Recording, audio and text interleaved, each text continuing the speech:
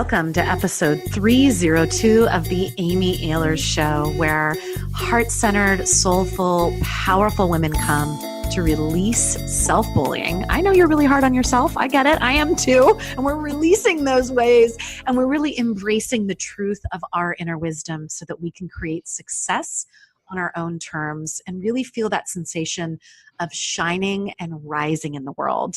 And today we have a very special show for you. It's called Beginning Your Year with Courage. And when I think about the word courage, nobody comes to mind more than my special guest today. I like to call her Kate Courageous. She's also known as Kate Swoboda, and she is an amazing human being. She runs yourcourageouslife.com, and she's the director of the Courageous Living Coach certification at teamclcc.com. She's the author of the book, The Courage Habit: How to Accept Your Fears, Release the Past, and live your courageous life. She helps individuals, teams, companies see where old fear-based habits, which we don't like, that's all about the inner mean girl, y'all. She has them really get out of that place of being stuck and starting to limit what's possible for you as a woman or maybe for your organization. And then Kate really helps people create a more courageous life by getting into the courage habit, which is a 4-part process for behavioral and organizational change. And she's going to go there with us today. Kate, my dear, I'm so glad that you're here on the Amy Ahlers Show. Thank you so much for being with us. Thank you for having me. And all show notes, everyone, can be found at amyahlershow.com/302 for today's show. So, Kate, I'm curious, for you, courage, I mean, hello, such an important thing in life. And I'm curious for you, knowing that this is your specialty, this is your area of expertise. What had you really get into talking about courage? Well, I mean, a big thing that I say that I think is a little bit different in the self-help space is I don't do fearless.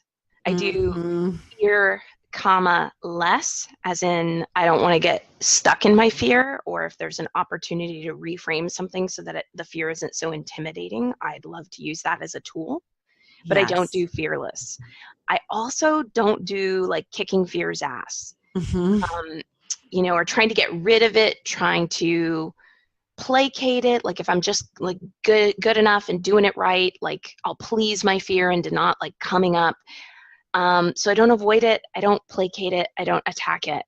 Instead, I really seek to be with it and see it as a wound and understand it. Because, like if you fall down and you scrape your knee, if you avoid giving your knee care, you're not going to heal it. If you baby it too much, you're not going to heal it. And if you attack it, certainly you're not going to heal it. So I really try to get out of like any kind of fear is bad binary and into understanding. And the experience that really brought that home for me was, years ago, I was, not making a lot of money living in the San Francisco Bay Area. I was a teacher, paying SF Bay Area rent, which I know you're familiar with. Just for people who aren't familiar, it is a crazy town. The housing costs here are unbelievable. It's just, wow. Yeah. I mean, the year that this story that I'm telling takes place, I made like $35,000 a year. Yeah. And my studio apartment was, I think, $900, something like that. So you have to imagine that basically almost $12,000 of that $30,000 a year was taken up by real estate. So, wow. Very tough, but I really had this dream that I wanted to go to Italy for the summer. And it was this huge risk to take in terms of financially, just because I still would have to pay rent on my apartment while I was gone, and I would not be able to like take on extra work teaching summer school if I went. And I don't know, I started to spin in my fear, like, what if I was the first person in the history of the world to go to Italy and not like it, which now seems incredibly silly, but you never know. How silly of you. What? Everyone loves Italy. Yeah, totally. Right, but that fear spin started happening, and then it's oh my gosh, yeah. Yeah, so I made it happen. I scrimped, I saved, I took on odd jobs. I got a gig to write a couple newspaper articles, actually, and that was really cool because it got me media accommodations at a couple hotels that were really fancy. It was mind blowing, an incredible experience. And I was like, you know, saying something about it on one of my social media accounts, and in hindsight, I call it this great gift. The great gift that I received was somebody coming along and being really wet blankety. Like, well, not everybody can like go to Italy and, that kind of thing. Right. And at first I was super annoyed. And then it clicked for me.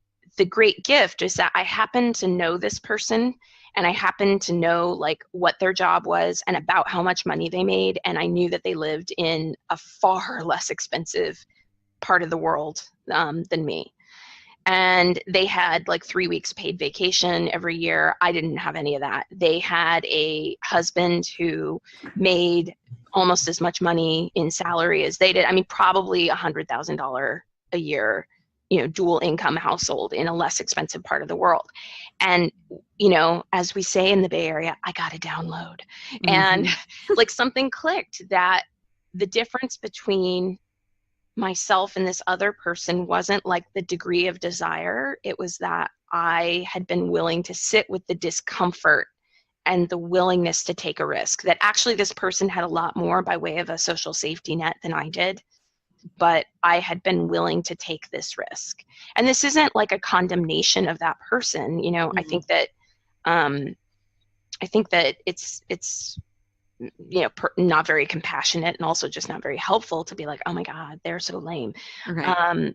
It's more so just with the value that I had of really realizing, oh, like if you want something bad enough, you'll find a way to get it. And that's going to require courage. And that it wasn't that I wasn't afraid. I had totally been afraid. It was that I had just been willing to keep moving forward. And then I started doing that thing where I could see a lot of other things in my life in hindsight in the exact same way, risks I had taken and gone, oh my God, every single time I've taken a risk, I've been really afraid, but I've been willing to lean into that fear or sit with the discomfort. And that's what makes the difference. It's not about being fearless. It's about, are you willing to be with the discomfort that fear brings up? That's courage. I love it. I mean, everyone who's been a listener for a while knows that this is one of the things that I teach with the inner mean girl work and with the work that I do with women with regards to leadership is I always like to say, you can't kill off your inner mean girl. Nice try, right? Which really the inner mean girl is just an embodiment of fear in my eyes. And sometimes she just needs some love. And she gets to be in the car of your life, but she just doesn't get to be in the driver's seat. And it's not that she's not going to be there, because I feel like especially women have this fantasy in their minds that when those external circumstances change, then they're not going to feel afraid. Then they're not going to have their inner mean girl attacks. And and I know that that's not true at all. Women are hard on themselves. Women have fear come up. Women have inner mean girl attacks despite their external circumstances. And so it's just so interesting to know that this is part of the human experience. It's not just women. Of course, men have it too, shows up in different ways, and I believe. But it's like really getting to know your fear and not having it stop you. Mm-hmm. Yeah, absolutely. I mean, I take like a slightly different like lens on the concept of, what fear's doing in that moment even. Mm-hmm. Like, I don't think that fear is attacking. I actually think that fear is your best friend with lousy communication skills. Uh-huh. And that because it's a wound, it is just trying to keep itself from further wounding. And if what it needs to do to keep you from further wounding is attack you and tell you to shut up and sit down and don't you dare go after that dream or you're a selfish bitch, Right. it's going to do that.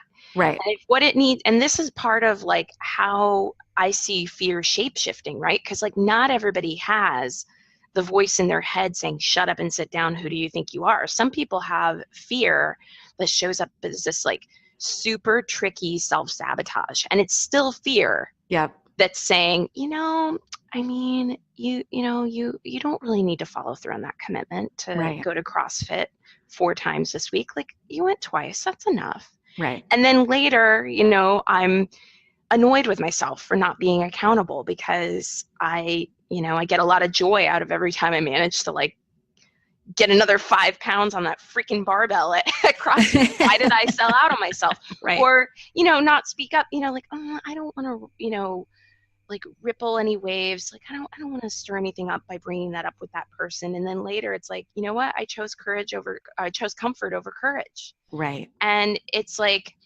what fear is doing in those moments is going, in essence, I think if fear could talk, it would be going, I've been really hurt.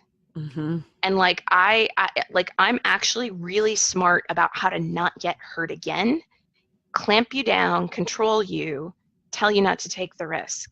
Yeah. So I don't look at it as like fear is attacking so much in those moments as I do like, let me back up. I do see that fear attacks, but I don't think that its intention is to attack. I think its intention is actually like a couple layers down. It's trying to just do whatever it can to like have armor on Yep. and not get hurt again. It's very self-protective. Exactly. Well, and that's the thing that I think is so interesting about our fears, our inner critics, like all of this stuff is that there are these mechanisms to protect us. Mm-hmm. And so when we can honor that and then not let them stop us from taking the risk, from going big, that's when the magic happens in my mind. It's like when we can see it for what it really is and it doesn't become the enemy. Yes. Yeah. Making fear into an enemy is a big one. And it's one that like is really common in our culture because there's a tendency for people to like having an identified villain, Right. Totally. I Yeah. wonder why. But like, one of the biggest things I encourage people to think of is like, imagine that your fear is like your 10-year-old self. And it's shocking to me how many times I've worked with clients and it's like, where do you think, like the most pivotal time in a lot of people's lives really ends up being that 8, 9, 10 range, because somewhere in there, maybe 11 too, somewhere in there, that space between like young childhood and adolescence, that is when it seems like a lot of people experience this reckoning that like, oh my God, my parents actually don't have it all figured out and they can't always protect me. Bad things do happen to good people. It's freaking terrifying, I think. Yeah. And I think that there's this way that in self-help people tend to talk about, kicking fear's ass, telling your fear to shut up, all this stuff, tell your fear to take a hike. And it's like, would you ever say that to a 9-year-old? Right. Would you ever say, because 9 and 10-year-olds, they do all kinds of stuff like act out and quote unquote attack, right? But like tuned in parents understand that that's not who their children are. It's how their children are behaving when they don't feel they have another skill at their disposal for how to manage what they feel in that moment. I mean, it's toddler 101. Toddlers are not, awful demon children. They just start like hitting, kicking, screaming because in that moment they don't have the skill set of emotion regulation. So again, it goes back to this idea that what we need to do with the emotions that we have trouble with is expand our skill set. And I think too that, everybody talks about, I want to love myself unconditionally. You cannot love yourself unconditionally if you're going, well, I'm going to love every part of myself, except for that part over there, that bitchy mean girl fear. She doesn't get any of my time. Right. She can just go F off. Right. It's like, no. You wouldn't talk that way to a 9 or 10-year-old. So don't talk that way to your fear, because your fear is like really just a scared 9 or 10-year-old. Totally. And I feel like, and I'm curious about this for you in your work, Kate, because knowing that we're living in times right now that are really scary in a lot of ways, whether it's like what's going on with the environment, we just had all of those terrible, terrible wildfires in California where you and I live, the just what's going on in the environment alone, let alone what's going on in the political environment with immigration, like all of these really scary, scary things are going on in the world. And I'm curious for you, what impact that's had on your clients and in the coaches that you train at the Courageous Living Coach Certification Program. Oh, I might unpack this a bit, and if I kind of get lost, just steer me back in. Okay, I will. Yeah. So I have been trying to be as transparent as possible about going, 2016 election. So I have always been very politically active, but I totally had this idea prior to the 2016 election, business and politics should be separate. And, I've always been mouthy, sometimes to my detriment. I've always, I've called my senators and reps and the whole shebang, And then the 2016 election happened, and I really had to have a reckoning around being one of those white women, because that was what I really saw in myself. Was I was one of those white women who, because I was not the most vulnerable population being impacted by like the current administration's policies, I had spoken up, but only to a degree that it had been comfortable. And only to a degree that, I wanted to like play nice. That's what this whole keep business and politics separate is like really all about. Right. And that was when I really realized my mistake and my failing. And it's one that I feel like, there aren't enough apologies that I can offer, because now my point of view is that business and politics are not separate. The personal has always been political and vice versa. And it is imperative that actually we create a culture where everywhere someone looks, if the only news they're watching is Fox News, where everywhere someone looks, they see other viewpoints so that they can consider alternatives. So when it's about the fear that people are feeling, I think there are a couple things going on. I think that there is some very difficult fear-based work that a lot of people who have privilege are really afraid of doing. And I understand why. You're afraid of saying the wrong thing. You're afraid of finding out things about yourself that really have you go, whoa, I was not living my values. There are all kinds of things that you're afraid of uncovering, and I get that. But there are people who are dying, who need you to actually do that work. So there's that personal work that I think is really important to do. And later in us talking today, if we start talking about the courage habit process, I can actually talk about how that can be applied to activism and social justice, because I think courage to build resilience is hugely important. The resistance needs your resilience. But then there's this other piece about navigating the fear that I think is about going, who do I want to be? And as I'm asking myself who it is that I want to be, okay, how does it go beyond me? And that's another scary, scary place, right? Because, people like to go, I'm really open-minded. But often, maybe I'll just speak for myself. I often feel very open-minded until someone literally like nails me on something that I actually haven't been taking into consideration. That's wrong. That's a viewpoint that I need to correct, that is grounded in, white supremacy or classism or ableism or fat phobia or whatever it might be. Like I love to speak out until the moment when it's like, oh, I've been centering myself in this discussion. So there are all these different threads that are happening with the fear that people feel. And I think that, doing what you can to process through the feelings that you are feeling is important. It's an important aspect of fear. And that's what I just keep, pointing myself back to. Like, my job is actually not to center myself or to get so self-centered about the fear I feel that I don't stand up for the rights of other people. And this is, people are like, well, I still feel like politics and personal should be separate. It's like, no, it is personal. Yeah. I think Natalie Lucier from Access Ambition Ally, I don't know if Uh-huh. you've met her. I haven't Um, met her, but I know who she is. Yeah.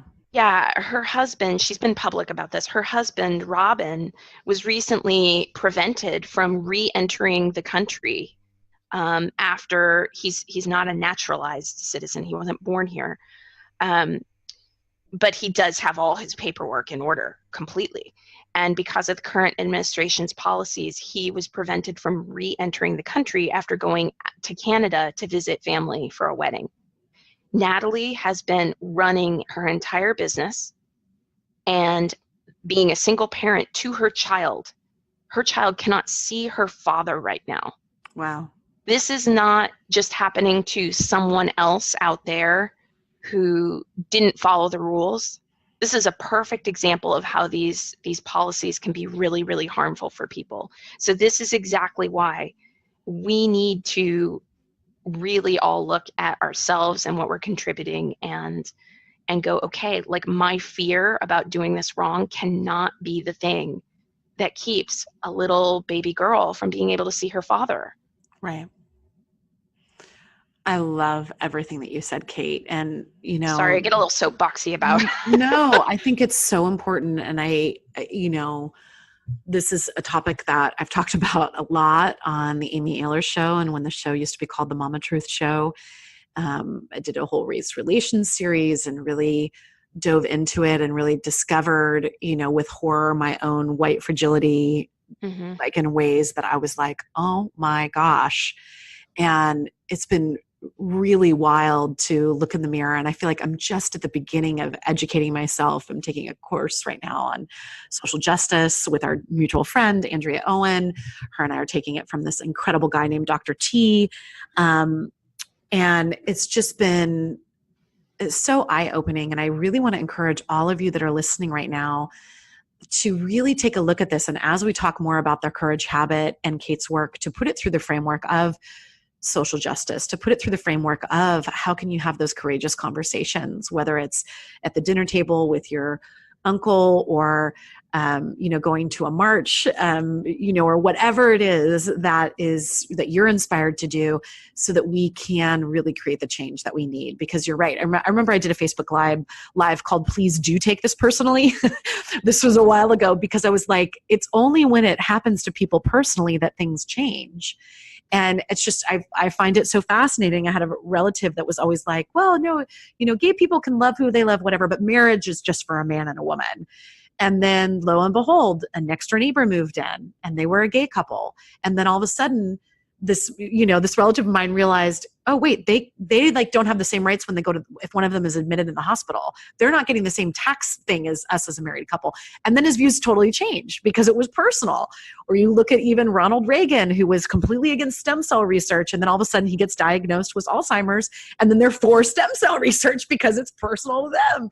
So it's like really looking at what are those things where when it's about them and the people that you don't know, and especially if it's about people that don't look like you, we have a way of dehumanizing and keeping people as separate. And I just feel like in this world right now, in this country, especially in the US of A, we need more humanity, more compassion, and really stopping the thing of dehumanizing, even if it's someone that is on the other side of the political spectrum as you. It's just not doing any of us any good to do that. Yeah. I mean, it's such a difficult problem to untangle because each side is looking at the other going, I don't see how you can think that way. I just Right. don't understand why, especially because there's research coming out. I just saw something today. I think it was by NPR, and I think the title was 4 Myths About Immigration. And it was all this stuff about, it's like a myth that immigrants don't contribute to Right. the fiscal bottom line of a Right. country. Like they actually Right. add a lot. Right. It's just on and on and on. And so I look at those who are anti-immigration and I go, I just don't understand like what you're so threatened by. But I try to keep understanding that they are looking at me going, I don't understand why you're not more threatened by this. Right. It makes no sense to me that you're not more threatened by this. Right. And So it's a difficult thing for everyone to navigate. Yeah. Well, and knowing that, one of the reasons why I wanted to have you on the show is because of your work in courage, and knowing that this work is courageous. And for all of us that are listening here in the new year, really looking at how can we be more courageous in every aspect of our life, with social justice issues, definitely, and with our own personal goals, the things that we want to create in our lives. Where is that fear holding you back, and how can you really start to create more of a courage habit as you talk about it? So Kate, I'd love for you to talk a little bit about what the courage habit is, what this four-part process is, and how people can start utilizing that for themselves and for the world this year. Awesome. Yeah. So, we usually think about courage as being like, getting up every day and brushing your teeth. We usually think of habits as getting up every day. I was like, I don't think brushing your teeth is that courageous, Kate. Like, wow, really low bar. Exactly. we usually think of habits as being this way. Yes. Those like kind of rote daily things that we do. Yeah. Exactly. But it turns out that like almost half of our behavior every day, behavior as in like how you respond when your partner is really getting on your nerves, is actually habitual. Right. We don't think about that stuff, but that's actually the case. And what I found, and this is all research backed, I mean, like, it was such a great, I'll tell like the little teensy story behind the courage habit name. So I get a book contract and I suggest the title when I'm talking with my editor of the courage habit. I had a different title initially. And I'm thinking just like courage habit as in like, let's practice courage every day. Good, good thing to do. Right. But it ended up being in a fit of procrastination. I'm like, all right, I'm going to start researching, like, how does habit formation actually work? And I start going down this rabbit hole. Suddenly I'm, obsessed with, I've always been kind of a nerd when it comes to the sciencey things. And I love it when science and personal growth intersect, when it's like the woo personal growth love stuff that coaches are famous for. Yeah. Actually has a scientific basis in the brain. I know. Oh yeah, I'm with high you, for sister. that. Yes. Yeah, like I'll read textbooks. That's how much of an exciting person I am. I have textbooks. I just sit. That's your leisurely reading. Like, I like it. I never left school. I mean, now it's kind of my own personal courage school that I've got going on here. So I began obsessively researching habit formation. And what got me super excited was realizing that for years, I had been saying that fear is feeling afraid, diving in anyway, and transforming. And I got really excited when I saw that how habits work in the brain is on a cue, routine, reward loop. Cue, feeling afraid. Routine, responding to that cue by deciding to dive in anyway. Reward, transforming. And I was like, oh my gosh. So when people are stuck in a fear-based habit loop, they feel the cue of fear and they go into a routine that is fear-based. And there are 4 predominant fear patterns: perfectionism, people-pleasing, pessimism, self-sabotage. If I am afraid, if I set a big goal, like I'm going to write my memoir, and I'm afraid and I feel that cue of fear and I go into a routine like perfectionism, I will get a reward for a little while. It's short term. I'll feel in control, but I'll burn out. It's the perfect way to actually have fear protect me from the intimidation of going after that big personal goal. Same thing with like people pleasing. I see moms do this a lot. Really, really, really want to start a business, become a coach, whatever it might be. Feel that fear feel that cue of fear, go into people pleasing. Oh, I can't take this time for myself. My kids really need me right now. What happens? You get the reward. It's short term. The reward is whatever decreases that feeling of stress or intimidation when you go after what you want. So to interrupt a habit cycle in your brain, you have to recognize the cue of fear and you have to insert a different routine. And the different routine that I found in the research could be any of these 4 behaviors, all 4 together, most powerful, but they are: access the body, listen without attachment, reframe limiting stories, and reach out and create community. And I can break down what each of those are, but to sum it all up and tie it together, in essence, when you feel fear, if you, instead of going into the fear patterns, decide, okay, I'm really afraid right now, I'm going to access the body, or listen without attachment, or reframe limiting stories, or reach out and create community, you will get a bigger reward, and that is resilience. It is the ability to go, okay, I might still be afraid, I'm not bypassing it, but I think I'm going to be able to do this.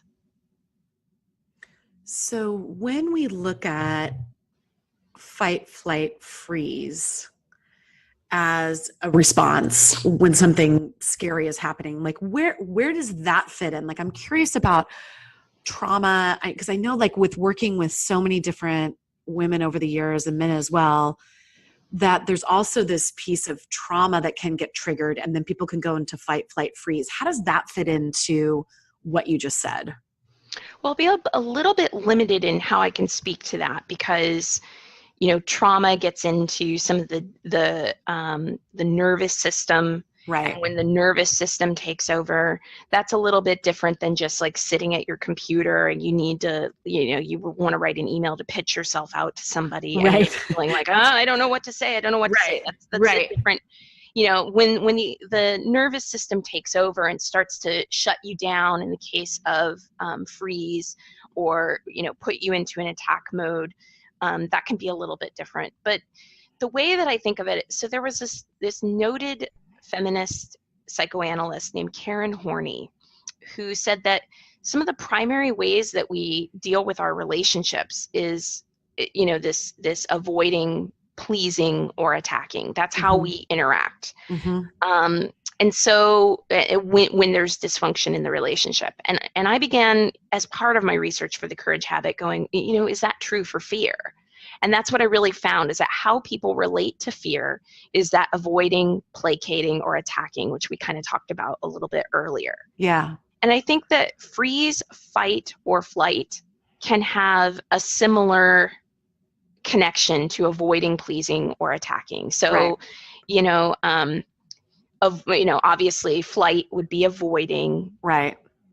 Freezing could be a form of placating, because like if somebody's about to do something to you and you just kind of like, all right, I have no control here, so I just have to like succumb to their whims, that's a form of placating, you could say. And then of course fighting is attacking. I don't think I don't want to, like, I want to stay in my lane always. Yes, totally. I'm always really careful about like, yes. Being ethical about like how coaches talk about behavioral responses, because I feel like there are probably some psychotherapists out there who are like, oh geez, another coach trying to say it. I'm not trying to do that. Yes, I'm totally. staying in my lane. Yes. I'm saying this is the connection that I see. Yeah. So when, people have asked me similar questions, about phobias. Well, what about a phobia? I go, well, a phobia again involves the nervous system. If somebody's phobic about like snakes, raising my hand on that one, I have a mild clinical phobia to snakes, where like I'll get a rush of adrenaline and I like hate being near them, seeing them. Right. Anything. I mean, it's not a classic phobia because I can regulate myself, but it's a little bit of it's there. That's a nervous system takeover that happens. And that's a little bit different, again, than emotional or psychological fear, which is what I consider myself to have learned a lot about, which is that fear of, am I enough? The fear of comparisons, the fear of being rejected, the fear of failure and not being able to recover from failure.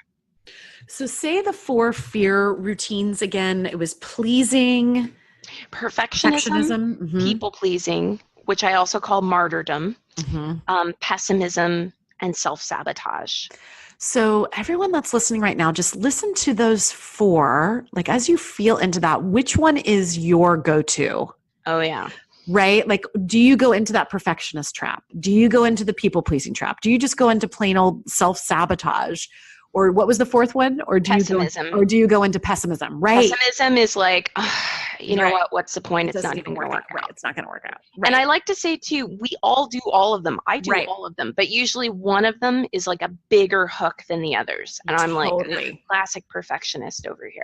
Right. And I do this thing where Like I'll get into perfectionism, and then once I'm burnt out, swing wildly over into pessimism. Right. So, you know, and you know, I've said this before, and somebody's like, well, you know, how do you call yourself Kate courageous if you like still do this? And my answer is that the courage is not about like, let's all move out of the perfectionistic model. It's not you're Right. over there in the land of never being afraid, so you're courageous, and or you're in the land of like fear still hooks you, so you're not.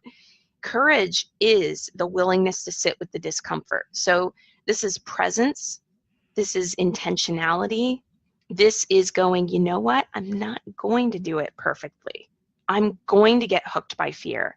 And that's why I think the courage habit tools of accessing the body and listening without attachment, reframing limiting stories, reaching out, these are so important, because no one can do it alone in a vacuum. No one will do it perfectly. So we need tools to keep ourselves centered in the direction we want to go. So, as you're really setting your intentions, really going into that dream space, and I like to really think of the entire month of January as our dreaming time. It's that time for really being in the hibernation state of going in and really dreaming, what is this year going to be about for you? Look at those 4 different habits that Kate is talking about here, and really look at, like, as you look at what those intentions are, how can you go to your body? How can you reframe things? How can you go out to community? How can you actually take those habits with you? And as you look at those intentions, you may even go, okay, this one for sure, I really need to get some community involvement. I need some support around this one over here. Or maybe it's one that's a real stretch for you as you go into the new year. If you are setting intentions, which I highly recommend doing, right? Those desires, those intentions, like really looking at, okay, who is it that you want to be this year? Who is it that you want to become? And how can you become even more courageous? This is gold, Kate. Thank you so much. Oh, yeah, of course. Yeah. So I know that we're wrapping up here. I wanted just to, because I know that there's often people that are listening to the show that are considering becoming a coach, looking at different coaching programs. I get asked that a lot about what coaching programs I recommend. And so I'd love for you to talk a little bit about courageous living and that certification and what you do there. And people, you can go to amyailershow.com/courage to check out more about Kate's coaching school. But I'd love for you to just share a little bit about that, because I have a feeling there might be some people listening that might be interested in that. Sure. I mean, I, wow, it's like pulling pictures of your kid out of your wallet, and it's like people are going to need to like stop you from talking. Like, it is such a delight. So the program began, we had our first year in 2014, and I spent, you know, all of 2013 researching coaching programs. And the impetus for it really was that I used to do business coaching for people, and they would talk to me about business issues, and over again I was seeing that it wasn't a business issue, it was actually skill set related. Like I would get someone, for instance, who would say that they felt really discouraged because they had you know, a discovery session, intro session with a client, and that client had started to cry and get emotional, and they didn't really know what to do, so they had to refer the client out. Clearly that's a case for therapy, right? Mm. And I'm sitting here going, no, not always actually. And what really emerged was that I wanted to create coaching as more holistic. There's a lot of rewards and consequences and goal setting and getting really attached to the metrics along the way for finishing the goal that can happen in the coaching industry. Yeah. And I went, well, wait a second, what about way of being? Mm-hmm. What about clients who, like, it's their way of being that needs to shift? And what is this crazy idea we have that if someone has some emotion come up, that it automatically means that they aren't a candidate for coaching? Oh my Have goodness. you ever had a whole 24 hours go by where you didn't have any emotion? Right. You know, or have you ever had a week? I mean, I cry at least once a week. Mm-hmm. I'll cry out of frustration. I cry when I see you know, toddlers getting tear gassed. I cry when there's a natural disaster, like, you know, and it's not a sign of weakness. So there's this whole idea, this whole mentality that I wanted to unpack. And so I began to research the industry. I actually was in touch with the ICF, International Coach Federation, about their standards and core competencies. And I went, I think the core competencies are actually really sound, but can I meld them in with something that's more heart-centered? And I sometimes think of our program as being like, and this is not, necessarily what, I have no idea if Brene Brown would agree, but I like to think of our program as being like, all the work that people read a book by Dr. Brene Brown and they're like, oh my God, this is so great. I want to be vulnerable. I want to be courageous. I want to be more resilient. But like in life, it's actually harder to do. It's more fun to read about than to actually do. So I went, let's have people working on themselves as the basis of how you learn. And I tipped the learning model on its head. So instead of you're going to help a client with their fear with these 3 different interventions, it's what are you afraid of? No, really, what are you afraid of? And how are you going to work through that fear? And let's work through your fear, because the more you do to open up you, the more equipped you'll be to be empathetic and open-hearted and vulnerable for your clients who are in that, as well as to see the broader map of how someone can navigate being stuck in their fear and getting unstuck. So those are just a few components. We have an in-person retreat. It's included. We have marketing training because it is important to know how to talk about what you do. We integrate the ICF core competencies. We actually model our final certification after what the ICF requires of people to become certified.